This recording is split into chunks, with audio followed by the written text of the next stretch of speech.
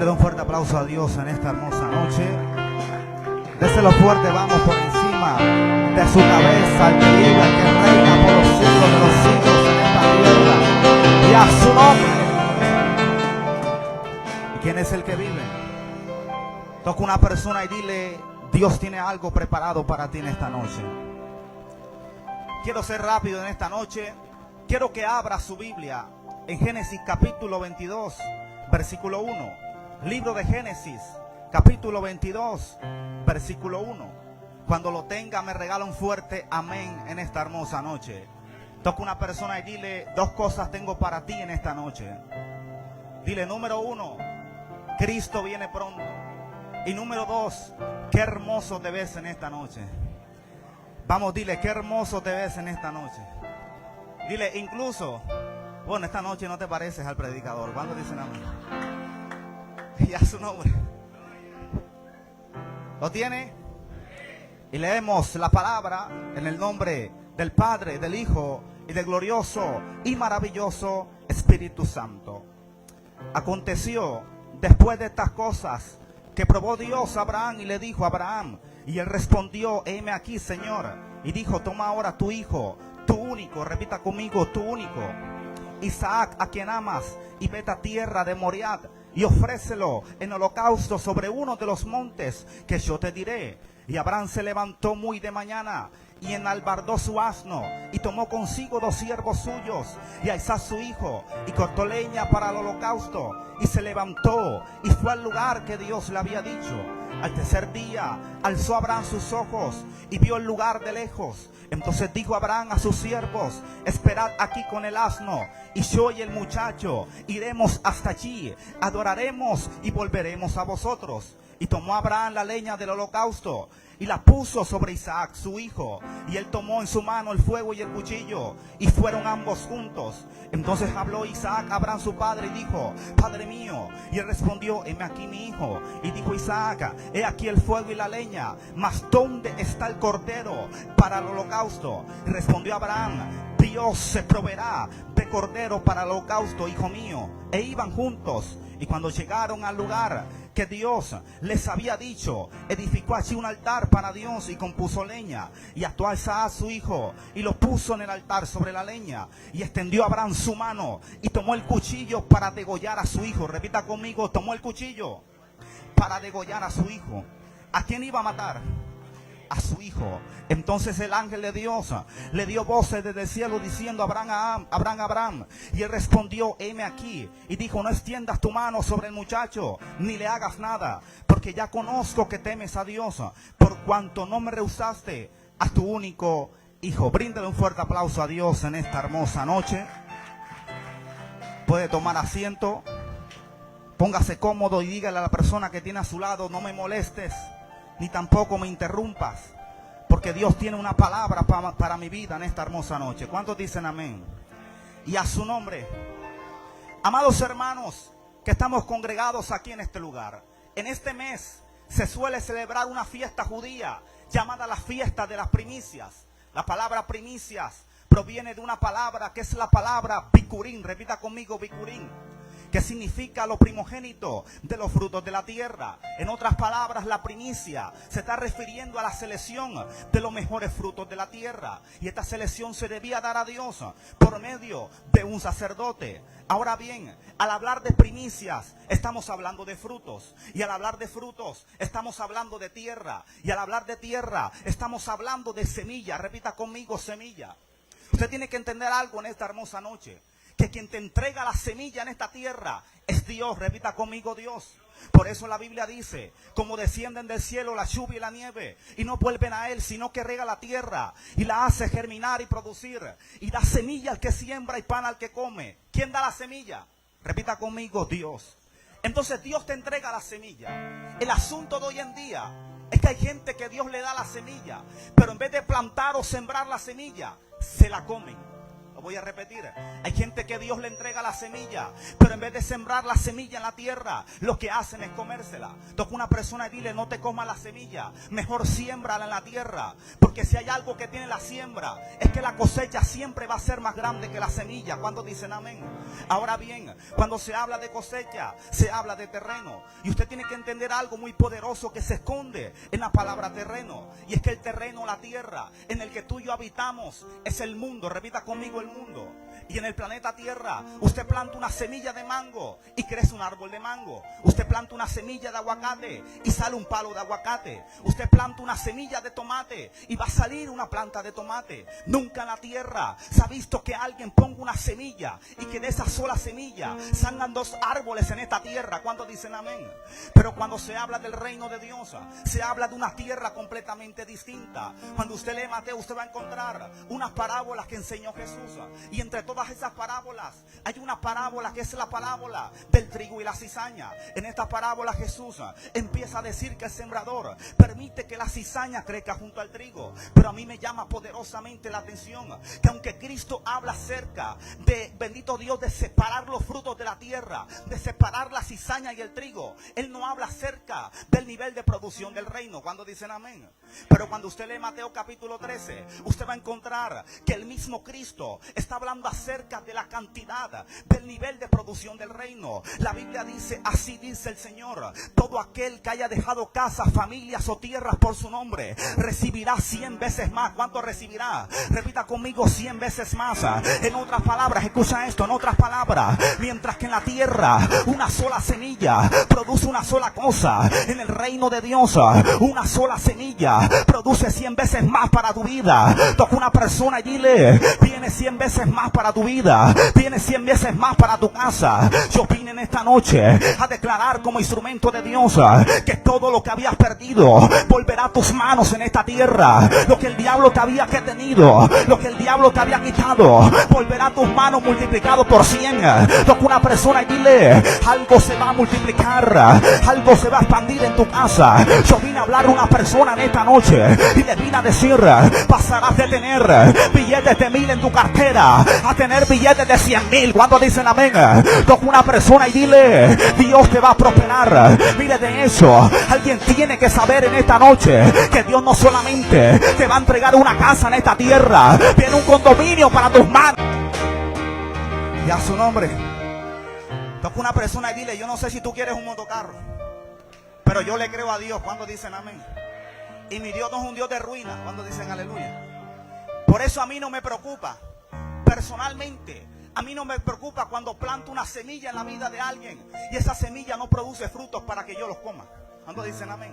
A mí no me preocupa cuando yo honro la vida de alguien y esa persona no hace lo mismo conmigo. Porque yo he podido entender que así como hay tierras buenas, también hay tierras malas. ¿Cuándo dicen amén? Yo pude entender que muchas veces la buena cosecha no depende del sembrador ni tampoco de la semilla, sino de la tierra. Toca una persona y dile: hay buenas tierras y también existen las malas tierras. Por eso entiende que hay árboles que crecen en la tierra pero no dan frutos. Cuando dicen amén? Porque el crecimiento en la tierra no siempre significa dar frutos en esta tierra. Alguien tiene que saber que ver bendiciones en tu vida no siempre significa que estás dando frutos dignos de arrepentimiento. Por eso la Biblia dice que Jesús llegó donde una higuera y Él se disponía a comer de la higuera. Y la Biblia dice que la higuera no daba frutos en la tierra. Y por esa razón Jesús maldijo la higuera en aquel lugar. Por eso escucha esto: a mí no me turba, a mí no me entristece cuando yo no recibo frutos de la vida de alguien. ¿Tú sabes por qué? Porque yo he podido entender, yo he podido comprender que a mí nunca me va a decepcionar algo que nunca esperé recibir. Como así, predicador, cuando los hijos de Dios honramos la vida de alguien, no lo hacemos esperando recompensa de hombre, sino recompensa de Dios. Toca una persona y dile: tu recompensa viene del Rey de la Gloria. Y te dije antes que esa recompensa es por 100. ¿Cuándo dicen amén? Toca una persona y dile: viene más para tu vida, viene la gloria para tu vida. Por eso entiende que en el reino perder significa ganar. Toca una persona y dile: en el reino perder significa ganar. En en el reino no se habla de pérdidas, se habla de siembras.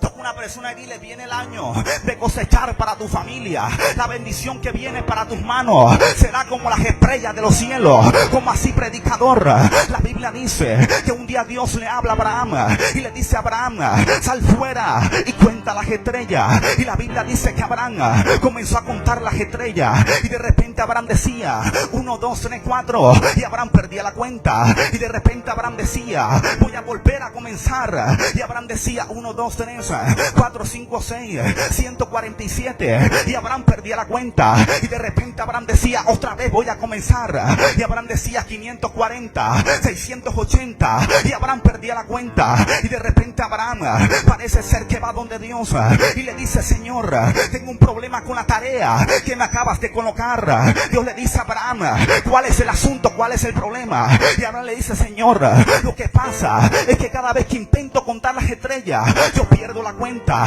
Y Dios le dice a Abraham: pues así será tu descendencia en esta tierra. Toca una persona y dile: si puedes contar las estrellas de los cielos, así será tu bendición en esta tierra. Yo vine en esta noche a declarar como profeta de Dios que viene la gloria para tu familia. Vivirás y no morirás, y contarás la grandeza de tu Padre en esta tierra. Yo vine a hablar con gente que ha pasado por el desierto, que ha pasado por la tormenta, pero Dios te va a levantar en esta noche. Y a su nombre. Ahora bien, escucha esto. Mientras meditaba en esto, hay algo que llamó profundamente mi atención, y es que Dios llama a Isaac el único hijo de Abraham. ¿Cómo lo llamó? El único. Repita conmigo: el único hijo de Abraham. Pero la pregunta es: ¿acaso Abraham no tenía más hijos? Cuando usted lee la Biblia, usted encuentra que Abraham tenía más hijos. Tenía a Ismael. Entonces la pregunta es: ¿por qué Dios lo llama como único? Pregúnteme por qué. Porque es que Isaac era el hijo de la promesa.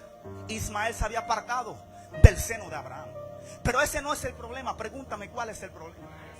Que para Abraham, Isaac no era el unigénito, no era su único hijo. Para Abraham, Isaac se convirtió en el primogénito en su vida. Lo voy a repetir. Para Abraham, Isaac se convirtió en lo primero en su vida. ¿Cómo así, predicador? Antes de que Dios le entregara a Isaac a Abraham, lo primero que hacía Abraham era orar a Dios.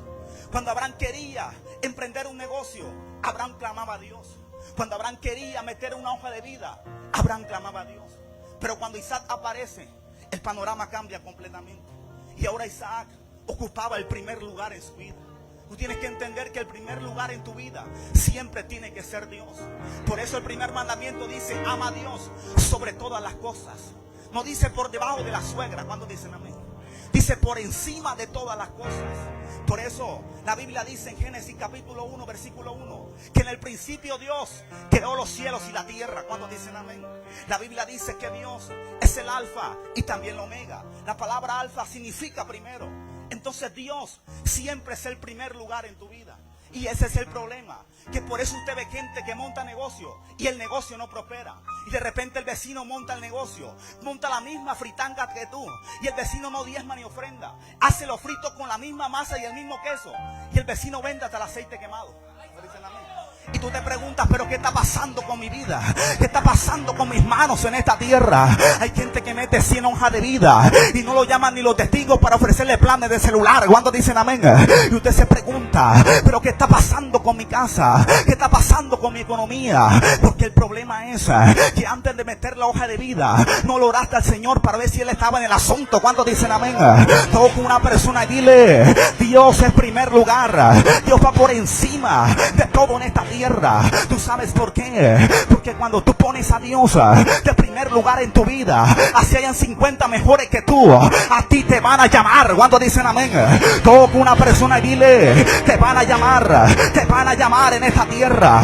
Por eso entiende que cuando tú le das las primicias a Dios, cuando tú pones a Dios primero en tu vida, tú tienes que saber que de repente tú llegas a la entrevista de recursos humanos y el de recursos humanos te dice: no te vamos a contratar, pero en su su mente, en su corazón, él está diciendo esto. Y tú terminas la entrevista y estás esperando la respuesta del hombre. Y el hombre en su corazón dice: este tipo no tiene experiencia, este tipo no lo voy a contratar. Y de repente, cuando el tipo abre su boca para decirte que no te va a contratar, entonces Dios le amarra la lengua, y las palabras que salen de su boca es cuando puedes comenzar. Cuando dicen amén, toca una persona y dile: Dios tiene el control de tu vida, Dios tiene el control de tu casa. ¿Tú sabes por qué? Porque cuando tú pones a Dios primero en tu vida, tú no vas recomendado por el hombre, tú vas recomendado por Dios. Toca una persona y dile: está recomendado por Dios. Tu palanca se llama Dios, el que te mete en el trabajo se llama Dios.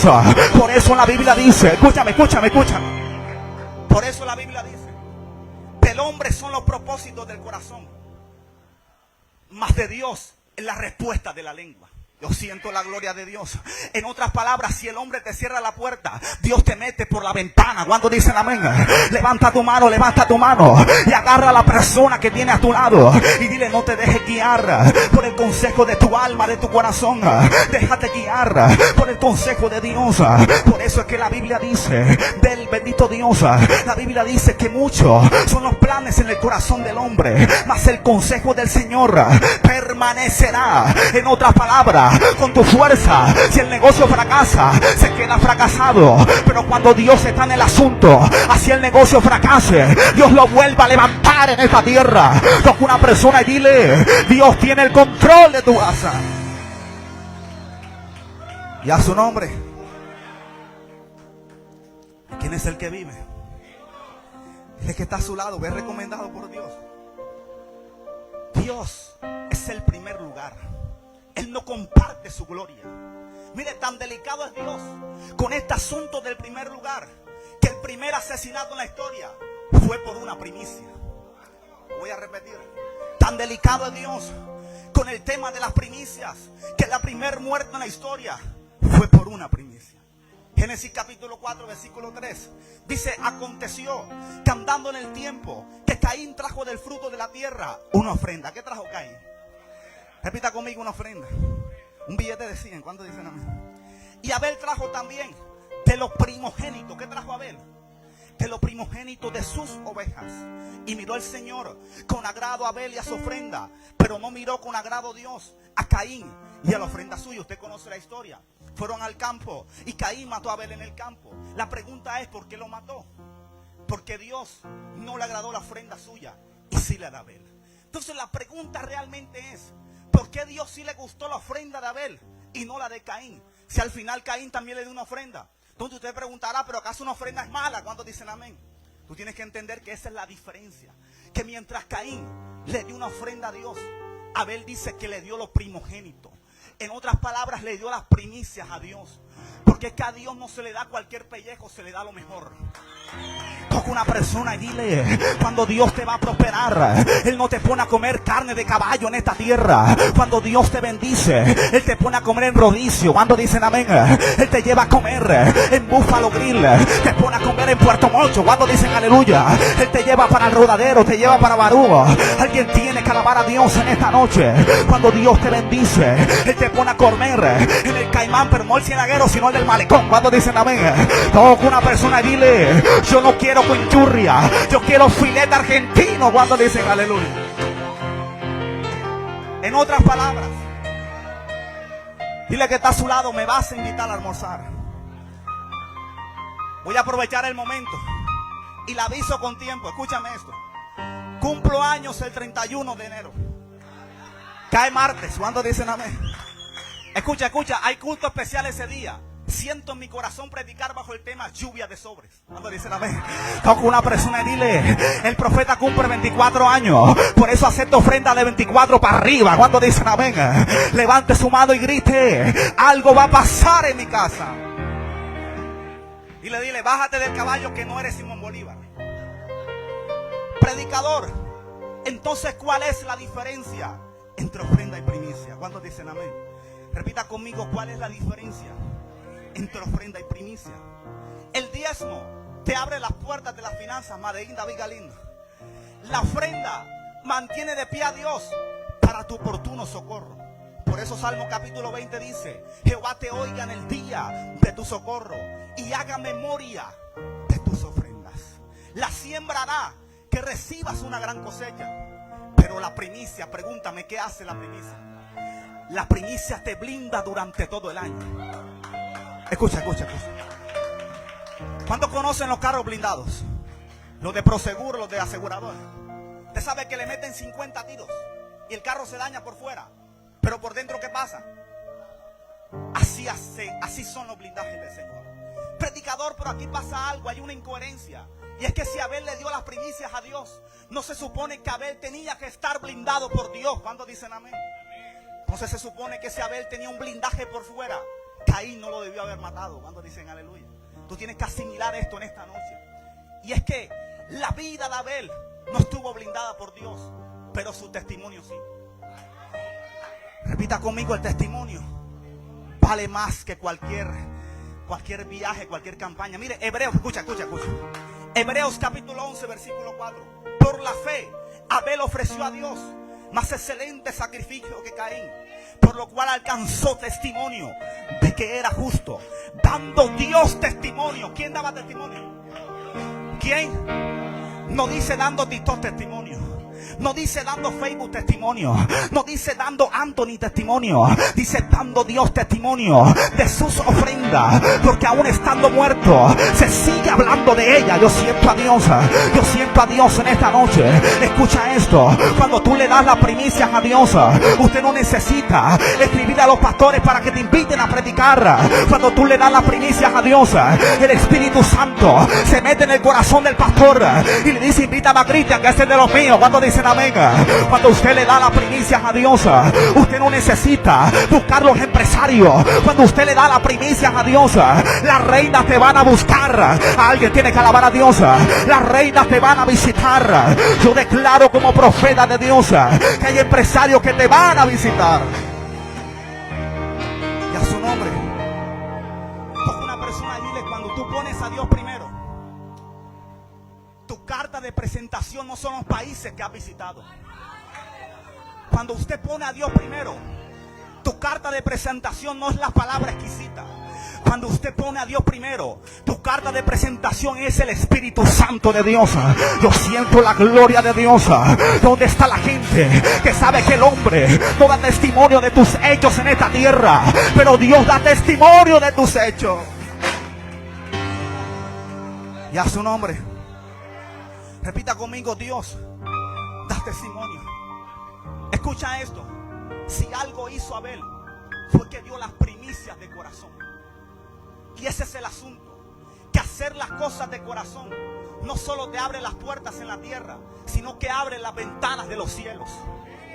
Por eso usted puede notar que hay gente que canta y predica mejor que tú. ¿Tú sabes por qué te invitan a ti, no a ellos? Pregúntame por qué. Porque hay gente que canta y predica con la garganta, pero tú predicas con el corazón. Alguien tiene que alabar a Dios. Toca una persona y dile: yo lo canto con la garganta, yo lo canto con el diafragma, yo lo canto con mi boca, yo canto con el corazón. Yo predico con mi alma, yo predico con mi corazón en esta tierra. Por esa razón es que tú te sigues levantando sin importar la prueba, sin importar el proceso. Por eso en tus peores momentos, cuando estás tirado en el piso de tu habitación, cuando la angustia y la desesperación están visitando tu mente, en ese momento, cuando el diablo un día me dijo: fracasaste, no te vas a levantar, en la otra oreja Dios me decía: yo te di la promesa, yo te cumplo la promesa. Alguien tiene que alabar a Dios. Si Dios te entregó la palabra, entonces el mismo Dios te va a llevar a esa palabra. A su nombre. Toca una persona y dile: ¿quieres saber qué hace el proceso? El proceso saca tu mejor versión. Lo voy a repetir. El proceso exprime tu mejor versión. El proceso saca tu prime. Repita conmigo: saca mi prime. Por eso yo fuera tú, porque yo lo he hecho. Si yo fuera tú, llamaría 5 minutos a mucha gente y le diría gracias por lastimarme, porque en vez de matarme, lo que hiciste fue promocionarme. ¿Cuántos dicen amén? Toca una persona y dile, no me mataste, lo que hiciste fue promocionar mi ministerio. Lo que hiciste fue hacer de que Dios me levantara en esta tierra. Por eso escucha esto, yo pude entender y comprender que la gente que me hace daño no son mis enemigos. Yo pude entender que la gente que me traiciona no son mis detractores. Yo pude entender que la gente que me lastima son los obreros que Dios ha mandado para hacer mi ministerio. Alguien que alaba a Dios, alguien tiene que alabar a Dios. Usted sabe por qué, porque mientras estás aquí sentado hay gente hablando mal de ti. Y usted se pregunta, pero si ellos tienen más plata que yo, Randy, si han ido más países que yo, ¿por qué me critican? Pregúntame por qué. Porque no es lo que tienes, es lo que eres.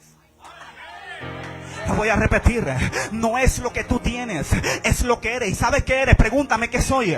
Alguien que porta gloria en esta tierra. Alguien tiene que alabar a Dios. Repita conmigo, yo porto gloria.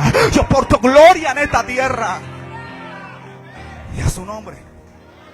Ya voy terminando porque el que viene detrás de mí es más poderoso que yo. ¿Cuándo dicen? En ese momento, cuando me habían lastimado, escúchame esto, tenía el corazón destrozado. Me había lastimado mucho mi corazón. Estaba pasando uno de los peores momentos en mi vida. Y en ese momento yo le digo a Dios, estábamos en marzo, yo le digo a Dios, no soy merecedor de tu gloria. Yo soy ingeniero, déjame trabajar. Y Dios me dice, Salmo capítulo 20. ¿Qué dice el Salmo capítulo 20? Yo hago memoria de tus ofrendas. Yo le dije, Señor, ¿qué tiene que ver el billete de 2000 que eché la semana pasada? ¿Cuándo dice la vez? Me dijo, no es por el tamaño, porque si fuera por eso, ¿cuándo dice la vez? Dios me dijo, tú eres una ofrenda. Repita conmigo, yo soy una ofrenda. Yo pregunté, ¿cómo así, Señor? Tú eres la ofrenda que tu padre y tu madre pusieron en el altar cuando tenía 7 años. ¿Tú sabes por qué? Porque cuando solamente tenía 7 años, ya yo vigilaba, ya yo ayunaba, iba a las vigilias con mi padre, íbamos a pueblos con mi padre. No dormíamos en el hotel más grande del mundo, dormíamos en un pueblo con la cama que se le caían hasta las tablas. Mire, nadie sabe lo que usted ha vivido en esta tierra.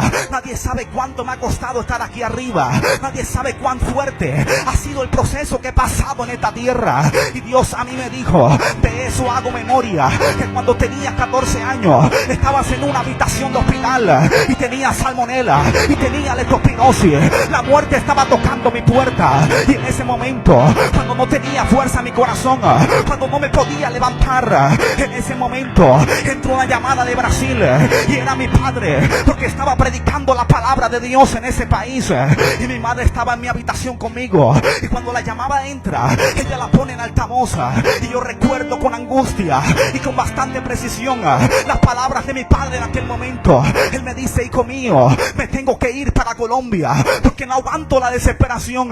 Y con lágrimas en mis ojos yo recuerdo las palabras que le dije. Son de esos momentos donde tú dices cosas y no recuerdas lo que estás diciendo, donde tú haces las cosas y no sabes qué estás haciendo. Es porque el Espíritu Santo se mete en tu interior para hacer la voluntad de Dios y no la de tu cuerpo. Y en ese momento yo le digo a mi padre, tú no puedes venirte para Colombia, porque si tú te vienes de Colombia, entonces Dios me quita la vida. Y yo le dije a mi madre, dile a mi padre que cumpla con su asignación en esta tierra, porque yo había entendido que mi vida, mi alma y mi espíritu no dependían de un especialista, que mi corazón no dependía de un doctor.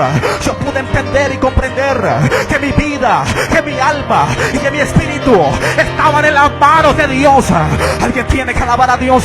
Tu vida está en las manos de Dios. Tu casa está en las manos de Dios. Tú sabes qué es lo que pasa. Pregúntame qué pasa. Que ellos no sabían. Y me lo dijo el apóstol. 7 años hice un pacto con Dios. Le dije, Señor, mi niñez es tuya, mi juventud es tuya y mi adultez es tuya. Cuando se me caiga la chapa también será tuya. Y tú sabes qué pasó. Hice un pacto con Dios. Lo que yo no sabía es que un pacto con Dios puede salvarte la vida. Por eso cuando Israel estaba en Egipto, la Biblia dice 400 años en cautiverio bajo la mano de Faraón. ¿Tú sabes lo que dice la Biblia? que el pueblo clamó a Dios. Y en ese momento Dios se acordó del pacto que había hecho con Abraham. Madre que me estás escuchando, la promesa es que tú no te vas a morir hasta que veas a tu hijo predicando la palabra de Cristo. Usted no se va a morir hasta que tu hija le canta a Dios en esta tierra. Alguien tiene que saber que tú vas a cumplir la palabra de Dios. Si Dios te dio la palabra, Él camina contigo en esa palabra. Si Dios te dio la promesa, entonces Él va a descender y va a cumplir esa promesa en esta tierra. Alguien tiene que alabar a Dios. A su nombre. Toca una persona y dile: Dios se acuerda de ti. Y termino con esto. Por eso entiende que fue necesario que Isaac pasara por esta situación. ¿Cuántos dicen amén? Porque años más tarde Isaac fue un hombre próspero en la tierra. Mire, Isaac fue tan bendecido por Dios que si un pozo estaba seco, cuando Isaac llegaba el pozo botaba agua. Pero para llegar a ese nivel de gloria, Isaac tuvo que estar al borde de la muerte. Isaac no solamente tuvo que escuchar a su padre decir: Jehová se proveerá de cordero, sino que Isaac tuvo que vivir en carne propia como Dios se proveía de cordero. ¿Tú sabes por qué? Porque no es lo mismo escuchar acerca de Jehová prospera que vivir la mano de Jehová prospera. Por eso muchas veces yo he entendido que Dios te pone a predicar mensajes por revelación y no por experiencia. Pero habrá momentos en tu vida donde vas a pasar procesos fuertes en esta tierra, lágrimas que te harán daño. Pero tú sabes para qué Dios envía esos procesos. Pregúntame para qué. Para que dejes de vivir de lo que predicas y comiences a predicar de lo que has vivido. Toca una persona y dile: vas a dejar de predicar de la revelación y vas a predicar de tus vivencias en esta tierra. Por eso, ¿quién mejor para hablar de un Dios que prospera que aquel persona que ha pasado días de hambre en esta tierra? ¿Quién mejor para hablar de un Dios que levanta que aquel que ha estado oprimido por Satanás? ¿Quién mejor para hablar de restauración que aquella persona que le han roto el alma, que le han roto el corazón? Por eso siempre en este escenario te predico acerca de Jehová Rafa, porque a mí no solamente se me reveló su poder, Él a mí me sanó, Él a mí me restauró. ¿Tú sabes por qué? Porque cuando estaba en esa sala, el doctor me decía: Anthony, tenemos toda la tecnología, pero esas bacterias no hacen sino fortalecerse más. Para mi vida ya no había esperanza y la muerte estaba tocando mi puerta. Pero ahora que han pasado más de 10 años de esa prueba, Dios a mí me dijo: entiendo, hijo mío, que aunque la muerte estaba tocando la puerta, lo que la muerte no sabía es que esa puerta no era cualquier puerta. Esa puerta era Jesús de Nazaret. Alguien tiene que alabar a Dios. Por eso la Biblia dice: yo soy la puerta. Alguien tiene que alabar a Dios. Yo soy la puerta. En otras palabras, si la muerte te quiere tocar, va a tener que pasar por encima de Cristo. Alguien tiene que alabar a Dios. Por eso la Biblia dice: y vuestra vida está escondida con Cristo en Dios. En otras palabras, si Cristo es la puerta, entonces Dios es la casa. Cuando dicen amén, alguien tiene que alabar a Dios.